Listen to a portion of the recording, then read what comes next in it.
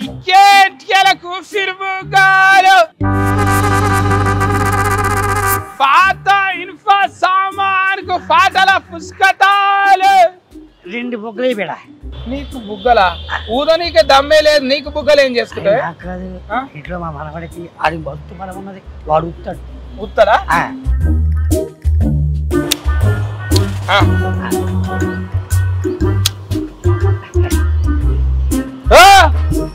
పైసలు ఇవ్వకుండా అవుతావు? పైసలు పైసలు ఎందుకు? అరే మా ఊర్లో సిటీ కింద వాడు ఉన్నాడు, ఇస్తాడు మాకు. ఫిరీలు ఇస్తున్నాడు ఇవ్వడాడు. ఈ చుట్టుపక్కల 4 ఊళ్ళో నేనే ఫేమస్ అమ్మ నీకే. సిటీ కింద కూర్చుంటాడు, ఓ చూడు పో. నాకు ఫోటికి వచ్చిందా? ఇవ్వడాడు. నాకు ఫోటికి వస్తాడు, చూస్తాను సంగతి. మాకు ఇది ఉన్నాయిగా, లైట్లు కుర్చీలు ఉన్నాయి, అడుగుతావు. బుగ్గలు అమ్ముతున్నావు అంటే ఏం సంగతి? నువ్వు బుగ్గల నేను అమ్ముతా బుగ్గలు? పైసలు తీసుకోకుండా ఫ్రీలు ఇస్తున్నావు అంటే అమ్మితే కిమ్మితే నేను అమ్మాలి ఊళ్ళరా. ఎవరు చెప్పిర్రు? అరే కింద ముసలాయన అంటున్నాడు. కింద ముసలాయన గాయత తెలియదు అనుకుంటున్నావా? ఫ్రీలు ఎందుకు ఇస్తున్నావు నువ్వు? అలవాటు నేర్పితే. అవి బుగ్గలు కాదు. ఒక్కసారి మీ చుట్టూ చూడండి. ఇక్కడ దవాఖాన బొమ్మ ఉన్నది, సైకిల్ పట్టుకొని అందులో వేసుకొని అమ్ముతున్నావా? మీరు అమ్మాయి దగ్గర నేను ఎక్కడ అమ్ముతా కానీ ఇవన్నీ సినిమాలు. సారు రాఘవేంద్రరావు సారు, అరే తనకెళ్ళ బారి సారు అందరు ఉన్నారు కానీ ఇలా సినిమా నేను కూడా ఉన్నా చూడండి. బాగున్నా కదా? నువ్వు ఇక్కడ మళ్ళీ జరా అమ్మ కొడుకో, నువ్వా పాటలు వాడే మేడం కొడుకు కదా? ఇది నీ పేరు ఏంటిది? ఉప్పు బస్తా అది ఉంటది ముందుగా లేనిది, అది అది ఆకాశ్ ఉప్పు బస్తా. ఉప్పు బస్తా, ఆకాశ్ ఉప్పు బస్తా. సర్నేమ్ ఉంటది కదా మమ్మీ.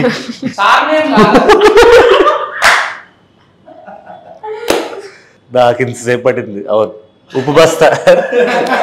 ఏం పేరు చెప్పు, నువ్వు చెప్పు. ఆకాశ్ ఉప్పు బస్తా. మంచిగా చెప్పు, మళ్ళా అమ్మ చూసింది అనుకో ఫెయిల్ అవుతుంది ఆయన. ఉపద్రష్ట. అది నాకు ఒత్తులు కాగునింతాలు రావు కానీ బస్తా చేశారు దాన్ని. చూసినావా? అయితే ముద్దుగిడ కూర్చురు. నేను ఆయన డౌటింగ్ కొట్టింది నాకు. నేను బుగ్గలమ్ముడు సిక్కేంటికి లేక ఇంట్లోనేమనుకున్న సినిమాలనా. అయితే హీరోయిన్ కదా ఏమే?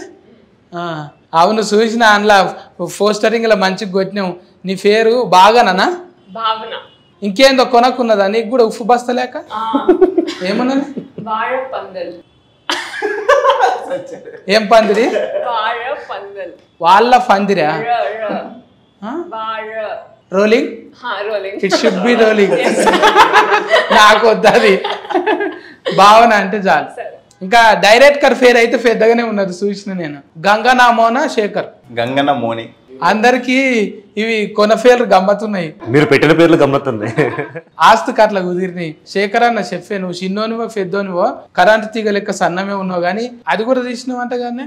పంచతంత్రం. పంచతంత్ర కథలు. అదేంటిది? ఆంకమాలజా?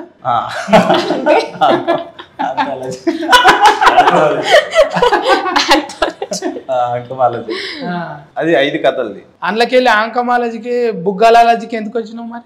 సినిమా చూస్తే తెలుస్తుంది ఏంది బుగ్గల కథ ఏందని. అంటే సినిమా చూసినాకనే క్లైమాక్స్ లో చూసుకోమంటావు? క్లైమాక్స్ దాకా అవసరం లేదు, ఇంట్రొడక్షన్. గిన్ని గానం నెత్తి మీద ఎట్లా వేసుకున్నావే? ఎన్ని గానం? ఒకటి కెమెరా వేసుకున్నావు, డైరీ స్కానింగ్ వేసుకున్నావు, ఇంకోటి రచన వేసుకున్నావు. ఒక్క యాక్టింగ్ వదిలేసారు అంతే. అంటే అన్నింటి మీద అనేది నాకేం అవగాహన లేదు. ఒక సినిమాకి ఏం కావాలనేది, ఒక కథకి ఏం కావాలనేది అది చేసుకుంటూ వెళ్ళినాం అంతే తప్పితే ఇన్ని డిపార్ట్మెంట్లు అన్ని చేసేంత లేదనుకోండి. బట్ ఈ కథకి అవి చేసుకోవాల్సి వచ్చింది అంతే. బుగ్గలమ్ముడు అంటే ఇప్పటి కథ కాదు, అది 96లో జరిగింది మన కొల్లాపూర్ నంద్యాల మధ్య. నువ్వు ఏ మోడల్ మరి? 88 మోడల్. 88? అవును. అంటే చిన్న పిల్లగాని నేను 88లో చూసి మళ్ళీ 96కు కథ తీసినావు అంటే 10 ఏళ్ళకే తీసేసి.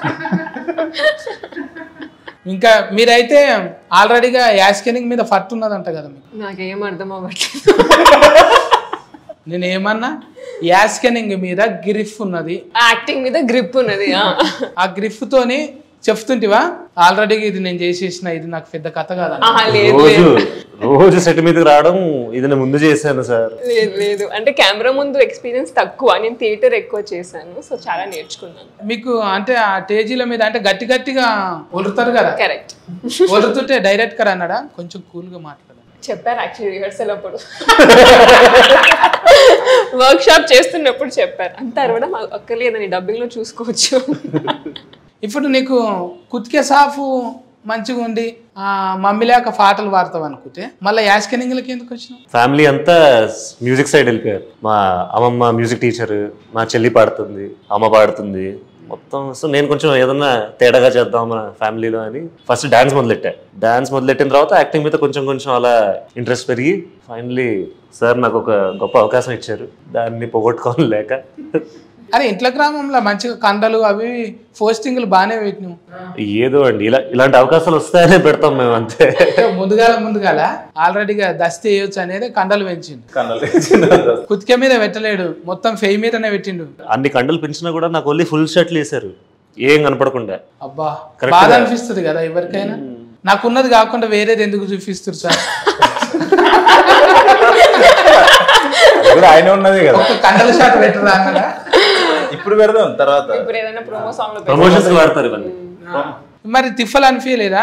కట్టుకొత్తాలే నువ్వే డైరెక్షన్ ఓకే టేక్ కట్టుకొత్తుడు కెమెరా అంటే రోలింగ్ సార్ అనేటోళ్ళు వేరే ఉంటారు కదా. అంటే నాకు ఫస్ట్ సినిమాకి కూడా అలవాటే కదా, పంచతంత్ర కథలు కూడా అలవాటే కాబట్టి నువ్వే పోయి క్లాప్ కొట్టుకొని వచ్చి కెమెరా లేదు నాకు టీం చాలా బాగుంటుంది, నాకన్నా ఫాస్ట్గా ఉంటుంది నా టీం కాబట్టి టీం బాగున్నప్పుడు మనకు అది పెద్ద పనులు అనిపించవు. మంచి టీం దొరికినప్పుడు చాలా ఈజీగా అవుతాయి పనులు. అంటే పెద్ద అయిన ఫేర్ ఇప్పుడు ప్రొడ్యూసర్ అంటే రాఘవేంద్రరావు సార్ నొప్పించుడు అనేది జర తిఫలే కదా. ఇప్పుడు నువ్వేమో జర ఇన్ని ఫండ్లు పెడతావు సార్, అంగూర ఫండ్లు ఉంటాయి, షేప్ ఫండ్లు ఉంటాయి, ఇట్లా అంటే ఏమన్నా అట్రాక్షన్ అవుతుండేనేమో. నువ్వేమో తీసుకుపోయి యూఫిర్ బుగ్గలు ఉంటాయి అంటే సారు సార్ పళ్ళు పూలు సినిమా కాదు, ఆయన ఎమోషన్ డ్రామా,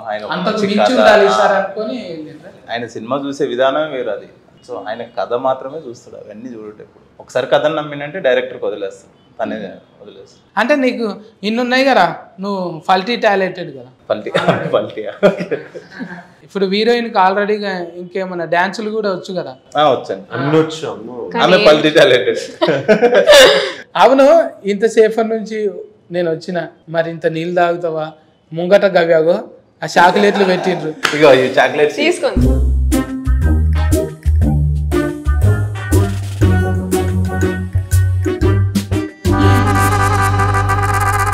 కెమెరా బంద్ చేయండి అన్న. చూ గీలు అబ్బాలరా, వాయమ్మో ఇజ్జత్ పోతుంది నాకు. మళ్ళీ బెలూన్స్ అమ్ముతాడు అంటే ఏమనుకున్నావు? నేను ఫిలేస్ గుర్తుందంటే మెడికల్ దవాఖానాలు ఏమో ఉంటుంది అనుకున్నా, కానీ నువ్వు గీ ఫన్ మీద ఉన్నావు. దాని తప్పేముంది? తప్పులేరా? తప్పు అనుకుంటాం మనం, అదే పెద్ద ప్రాబ్లం. ఏంది ప్రాబ్లం? అది పట్టుకున్నాక ఎట్లయితే తెలుసునా? ఎట్లయితుంది? చెయ్యి అంత నరాలు గుంజుతాయి, నీకు ఏమెరక? ఇది నాకు తెలిసిన వాళ్ళు చూడాలి, కానీ సత్తి 2-3 దినాల దాకా మాతో మాట్లాడక నువ్వు అంటారు. అంత పెద్ద తప్ప అది? మరి కాదా? అదే సినిమా తప్పు అనుకుంటాం మనం, కానీ తప్పు కాదు, అన్నిటికంటే అవసరమైనది అది. 1996లో దాని అవసరం ఏంటి అనేది సినిమా. ఇక ఇదే ఫన్, ఇక ఊరందరికి ఇదే ఫన్.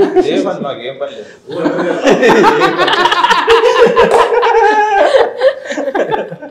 నువ్వు ఏం బుగ్గలు నువ్వు అమ్మేది? నేను ఊపిరి బుగ్గలు. నీదేమో ఆడుకునేది, ఇది వాడుకునేది. అమ్మా అంటే ఇవి ఒక్కొక్కసారి లొల్లి అవుతుండే, పోరగాళ్ళు వీటిల్లా బోరింగ్ కాడ నీళ్లు నింపుకొని మస్తు తన్నులు తింటుంటే చెప్పకూడదు, కానీ బోరింగ్ కాడ నీళ్లు. చాలా మంది చేశారు అది. దీని పుణ్యాన మీరు ఎన్నిసార్లు దెబ్బలు తిన్నారు? ఇప్పుడు చెప్పుడు అవసరం అంటావా? కెమెరాలు పెట్టి ఇంత మాట్లాడుకున్న తర్వాత కెమెరా. అందుకే చిన్నప్పుడు అన్న, ఇప్పుడు పెట్టింది నేను అడగట్లేదు. ఇట్లా కెమెరాలు పెట్టి ఇట్లా కాదన్న, అంటే ఇజ్జత్ అనిపిస్తుంది. అరే అది మంచి టాపికే అన్న, దాన్ని ఎందుకు మనం అంత భూతంలాగా చూడొద్దు. తింటున్నామంట అని మెడల్ వేసుకొని తిరుగుతాం, కనీసం జోబులలో పెట్టుకొని తిరగమని చెప్తున్నా. వాడుతున్నామంటాను వాట్సాప్ స్టేటస్ పెట్టమని. అయిపోయింది, ఒకప్పుడు బిత్తిరి సత్తి, ఇప్పుడు బికినీల సత్తి. ఎథిస్కు అది ఇది అనేటోళ్ళు కొంచెం ఉంటారు, కానీ అసొంటోళ్ళను మరి విమర్శలు కూడా వస్తాయి కదా కొన్ని అన్న. వస్తాయి, నేను అదే అంటున్నా. సినిమా చూసిన తర్వాత దానిలో ఏం తప్పేం లేదు. ఇప్పుడు అంత పెద్ద అయినా ఇలాంటి సినిమా ఒప్పుకున్నాడంటే అర్థం చేసుకుని ఇంకా చాలా గొప్ప విషయం మాకు కూడా. ఎందుకంటే ఎప్పుడు సినిమా అంటే ఏదో ఒక టైంలో మాత్రమే మనం ఏదైనా ఒక కమర్షియల్ ఆస్పెక్ట్ లో ఒక సోషల్ గా మనం ఏదైనా జనాలకు ఏదైనా చెప్పాల్సిన టైం వస్తుంది. కొన్ని కథలకే ఉంటుంది, అన్ని కథలు చెప్పడానికి ఉండవు. సో అలాంటి కమర్షియల్ కథతో మాకు చెప్పే అవకాశం వచ్చిన స్క్రిప్ట్ అనమాట.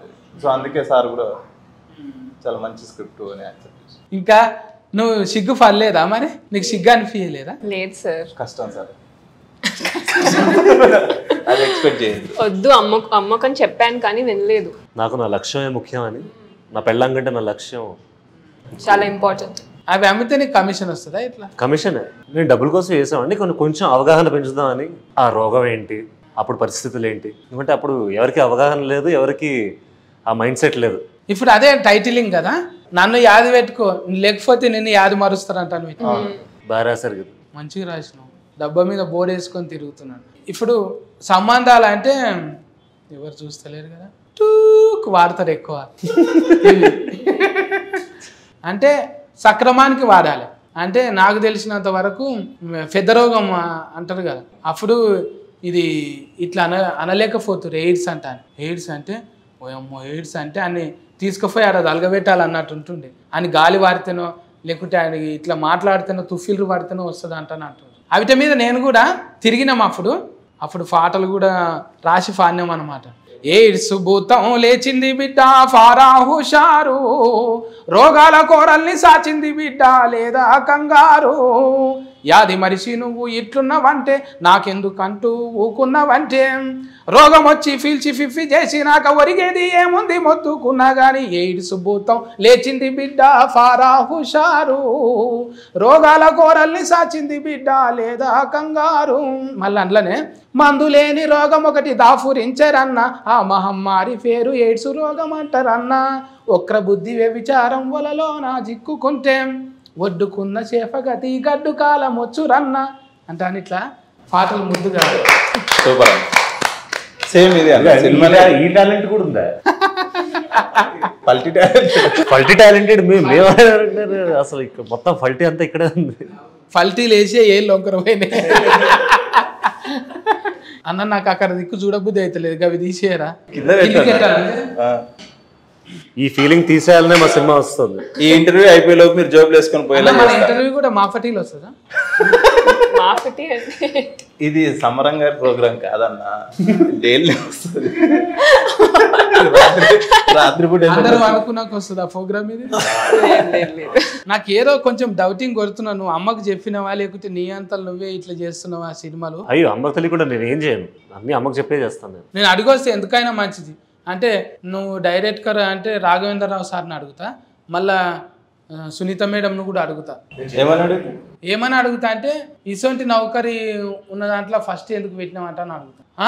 మీరు ఈయన ఉన్నాడు ఎక్కడ ఒక్కండి.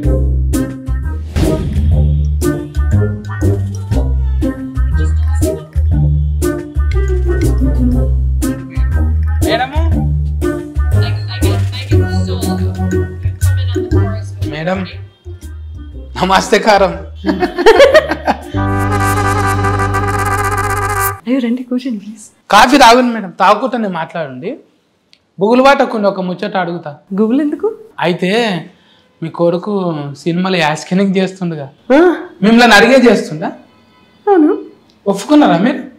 నేను ఒప్పుకోకపోతే ఎలా చేస్తాడు? ముందుగా ఎట్లా మీ బాబే చెప్పిండా మీకు వచ్చి, లేకుంటే డైరెక్ట్గా అడిగిండా? ఏమన్నా జరిగిందా బయట? అదే నేను అంటే జర సిగ్గుపడేటట్టు అనిపించింది నాకు. సిగ్గేంటండి? సిగ్గుపడేంత పని ఏం చేశాడు? అందులో బుగ్గలు ఉన్నాయి కదా, మీరు ఒప్పుకున్నారా లేకుంటే ఫిలగాడే చేసిండు ఆయన అంతలో ఆయన పోయి అన్నారు. కథ చాలా బాగుంది, చాలా మంచి కథ.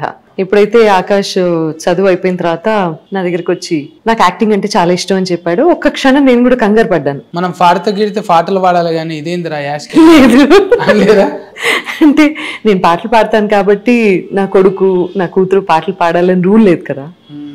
ఎవరి జర్నీ వాళ్ళది. ఎవరైనా ఇది ఏమంటారు కదా, ఏమో టిజం అంటారు కదా మేడం, హిప్నోటిజమా? హిప్నోటిజమా? అదే అసొంటిది ఏదో పిల్లలు అంటే తల్లిదండ్రులు లేక పిల్లల్ని తీసుకొస్తారు కదా, హిప్నోటిజమా అది? నాకు నెటిజం, సారీ నెపోటిజం. నెపోటిజమా? ఓహో, నెపోటిజం ఎందుకు వచ్చింది ఇక్కడ అసలు? అంటే పిల్లలు మన లెక్కనే కావాలి, పిల్లల కోటి ఏర్పాటు చేయాలి అంటది కదా మేడం. మా రథకంలో ఉందిరా రక్తం. ఓకే, మా వంశం తప్ప ఏందిరా. లేదండి, అస్సలు లేదు అలాగా. అట్లీస్ట్ మన టాలీవుడ్లోనైతే నేను అలాంటివి ఎక్కడ చూడలేదు.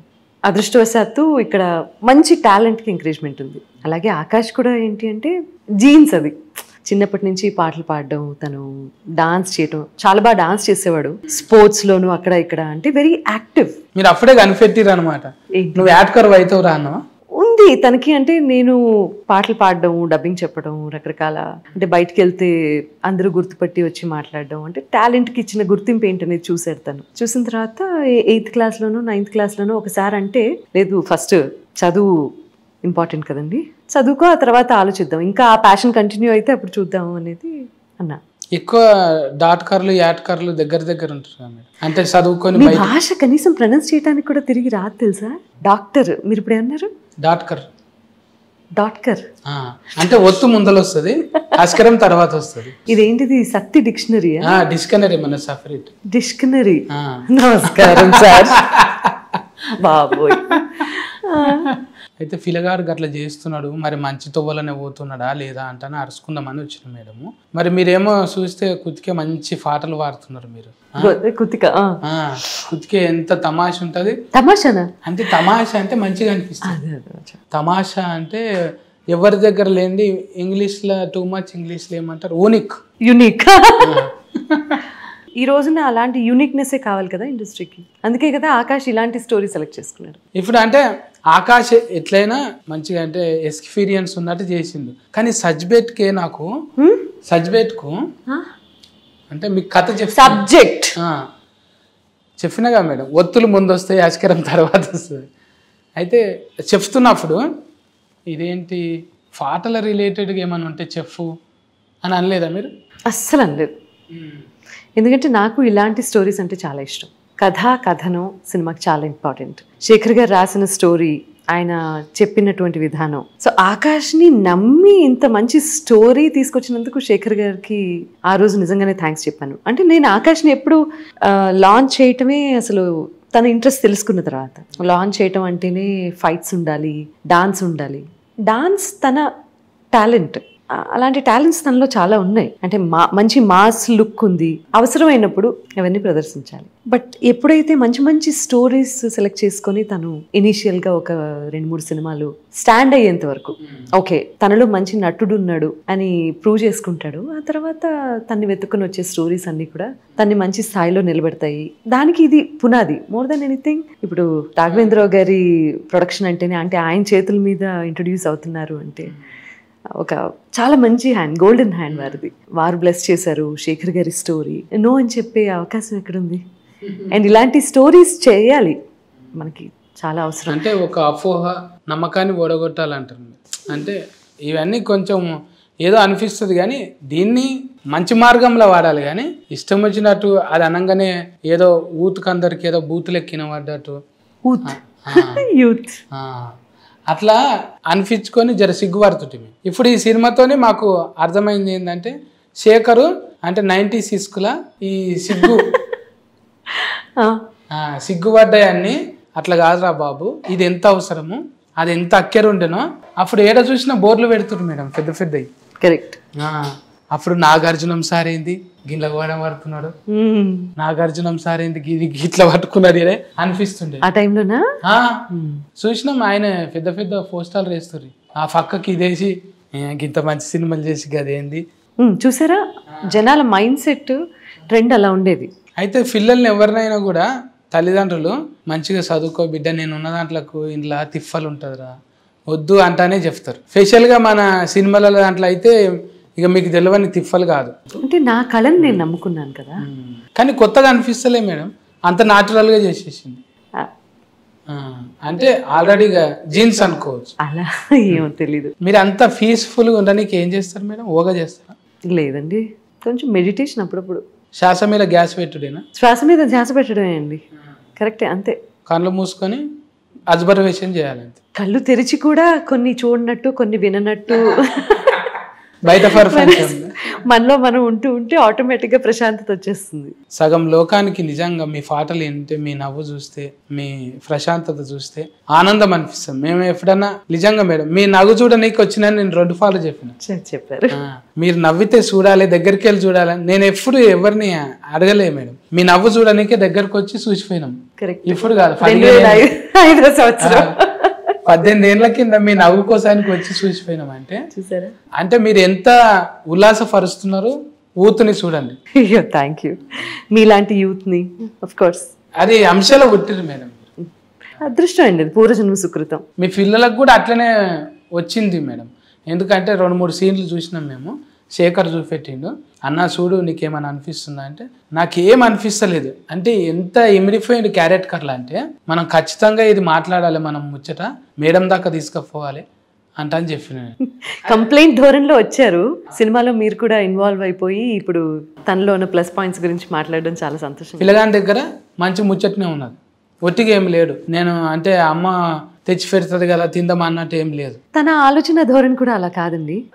నాకు ఈ మొత్తం ఈ సినిమా షూటింగ్ దగ్గర నుంచి post production what ever director గారు మన శేఖర్ గారు ప్లస్ గురుగారు రాఘవేంద్రరావు గారు ఇద్దరు చెప్పినటువంటి ఒక చాలా మంచి విషయం. అంటే ఒక తల్లిగా నేను ఏదైతే కోరుకున్నానో అది నేను వినగలిగాను.